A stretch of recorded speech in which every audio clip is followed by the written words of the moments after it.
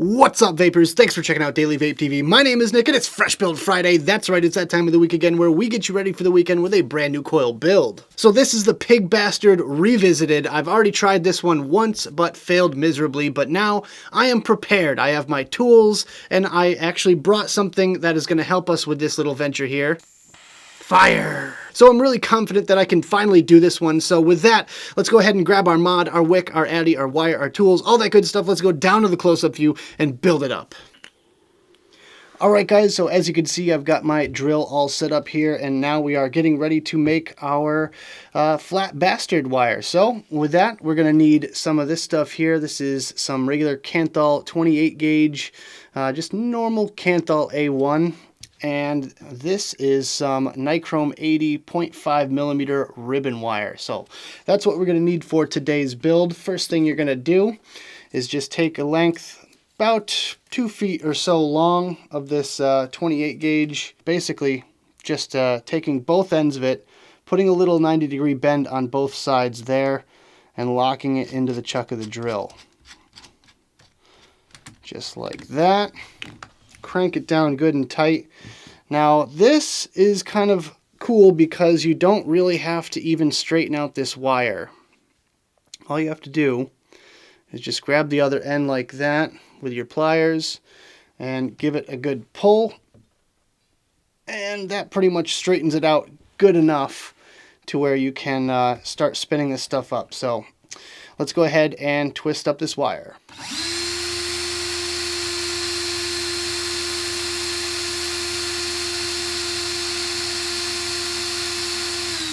Alright, so our core wire is now twisted to pretty much its tightest point. You know, if I continue running that drill, I feel like it's going to snap off. So we're going to just stop it right there. Next thing I'll do is put it in my little spinner jig here. Just the little tiny tail end of it, and lock it in place. Just like that. Now we're going to spread everything out so we have some tension on there. And then we're going to add our outer wire, which is going to be the ribbon. So let's grab the ribbon wire real quick. So the next thing you're going to do after you found the end piece of your wire is just slide it right here into the chuck of the drill. Usually you can just kind of get that lined up real nice, and then just find the gap there. And most of the time it'll just slide right in. Sometimes it's a little bit trickier, but other times just like that. There we go. We're in the groove. That is excellent. So now that we have everything locked in, we're just going to start spinning up our drill. Notice I'm going to be using a lot of positive pressure on this wire. I'm going to be pulling the wire basically along this way as I clapped in it. So let's go ahead and spin this stuff up.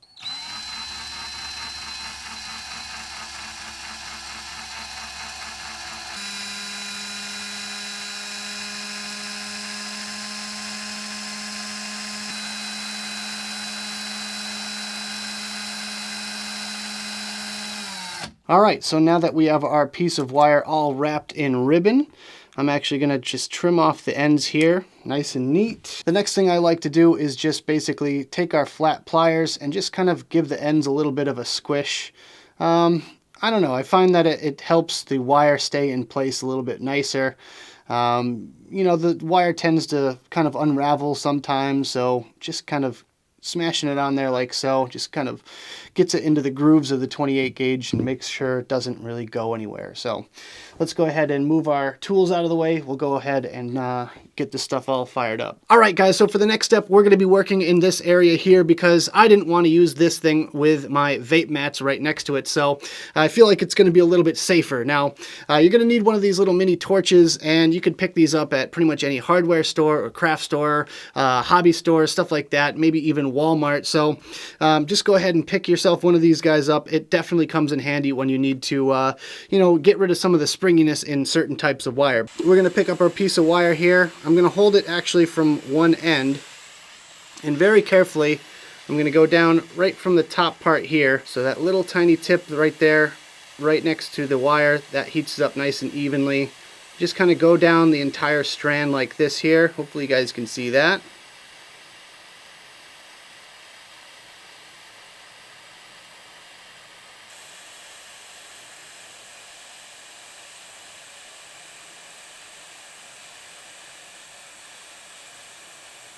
And there we go. We have our wire all nice and torched. That's going to make it a lot easier to build on in the next coming steps. So with that, let's go back down to the table and we'll build these coils. So now that we have our nice colorful piece of flat bastard wire, next thing we're going to do is spin up a couple of coils. So let's just go ahead and bring in our jig here real quick. This is the 3mm jig from the Coil Master kit. I'm sure you guys have something pretty similar out there. If you don't have a jig, you can obviously use a screwdriver or anything else that's an equivalent size. So let's just go ahead and start off this piece here. We're going to do 12 wraps today. 2, 3, 4, 5, 6, 7, 8, 9, 10, 11, 12. All right. Now, as I've stated before, this stuff is super duper springy, so you're going to want to really grip onto your coil when it's still spooled up like that. So just make sure everything's backed all the way out, because this stuff can very easily catch on the inside of those posts. So there we go. That's looking pretty good. Just wiggle it its way in there. Ooh, ooh, don't let go of it. Don't let go. Oh, just barely saved it. All right. Open that post hole up all the way. Try to get that piece of wire trapped in there. There we go. All right. So when you get your leads in there, make sure you pull this stuff as tight as you possibly can and bend a little bit away from the post. Now what I'll do is I'll actually grab this stuff with my pliers and bend it like that so it stays put. You want this stuff staying put just like that. So for now I can actually back away the jig. That's going to deform a little bit, but it'll be good enough until we can make our other coil here. So once again, bring in the jig, 12 wraps. So right now I'm at a fairly precarious place in this installation. I mean, I just barely had enough wire for that second coil, so I'm gonna kind of struggle to get this lead into place, but hopefully we can manage it here. I have just barely enough coil. I'm actually probably gonna have to do this off camera because I really need full focus and concentration. One eternity later. So after a lot of wrestling with these coils, I finally managed to get them pretty much in place. So now let's just trim off our excess wire very gently. As I've said time and time again, you don't want to trim off your coil by accident. Ooh, just squeeze those clippers in there, just like that. All right. So I did try to get these as cleaned up as I possibly could before this step here, but obviously they still have a little bit of a ways to go. So just kind of try to get these things in line at the very least.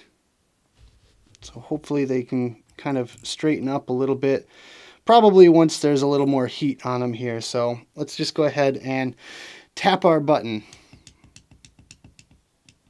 Ooh, very gently. I really don't want to heat these things up too quickly, just in case there's some bigger hot spots to work out,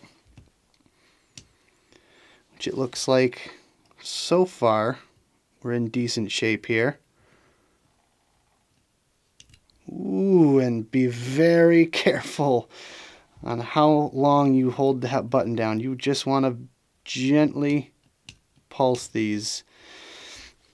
Honestly, my recommendation, if you have the Roughneck V2 510 adapter, is actually put this thing on a regulated box mod.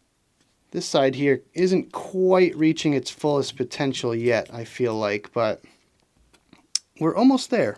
That's a good sign.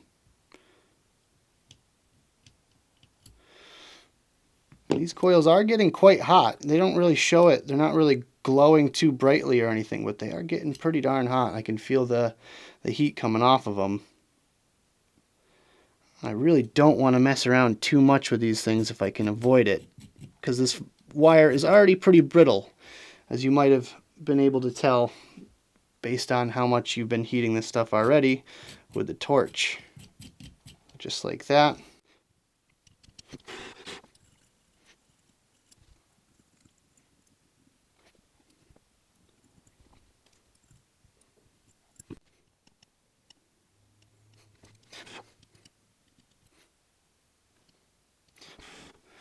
All right, so I think that's about as even as we can get these two coils. Honestly, there are still a little bit, there's a little bit of inconsistency here, but I'm really not sure why exactly that is. I mean, to be honest with you, it could just be the difference, you know, with the tightness of how the outer wire is, I suppose, but it's pretty darn close as we have it set up right now, and it's, you know, pretty uniform. So let's go ahead and wick this thing. Now, with the wicking on this one here, I'm just going to do kind of a thinner sheet or a thinner roll, if you will.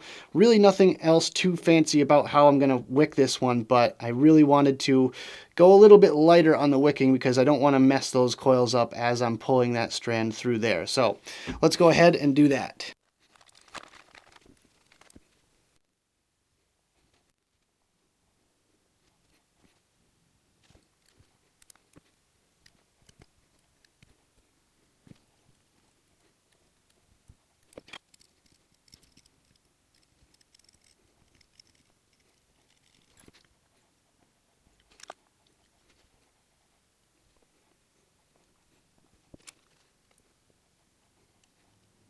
All right, guys, it's a moment of truth. Let's go ahead and check out some vapor production. Woo! Got some sparklers going on. A little less than what I was expecting, but I bet you $1,000,000 the flavor is outstanding. Let's go back to the main screen, have a quick vape on this thing, and we'll talk about it some more. All right, guys, I hope you enjoyed the build section of the video. Now let's talk about the coils that we just put in our roughneck here. So my first category, as always, is the heat. Now, the first time I did this, I put it on one of my Kennedys beforehand just to test out the resistance, and I believe it came out to about, you know, 0.5, 0.6-ish with a single coil, so I figured half of that would mean it's 0.3. However, I feel like this resistance is a little bit higher. I'm gonna guess this overall resistance right now is kind of coming in right near the 0.5 mark, just because it's not really heating up all that quickly and I'm not getting that much vapor production out of it. However, the heat is on the warm kind of side. It's not too cool, it's not too hot, it's just kind of right there in the middle, so it's very much enjoyable. This is kind of one of those ones where you just want a relaxing kind of flavorful vape, more or less a flavor build than a cloud build, absolutely, but it does kind of sneak up on you on how much vapor this thing actually can produce. So with that, moving on to our second category, which is the ramp up and ramp down time. The ramp up time is a while. You're looking at about a 3-second ramp up time. Now, that sounds like a whole heck of a lot, but honestly, once those coils pop a little bit and get moving, then it's in good shape. So I tend to kind of hold the button down as I exhale through it. I purge a little bit through the roughneck, and then I start my inhale. So once I get a good 5-6 second inhale, I get a decent amount of vapor production. But with that, let's go ahead and check out the ramp down time. So I'm getting a kind of mellow sizzle for about 3 to 4 seconds, which isn't too bad. Honestly, I was expecting maybe a little bit more ramp down time considering the amount of wire that's in this thing, but to be honest with you, the ramp down time is just kind of that light, mellow, kind of low sizzle.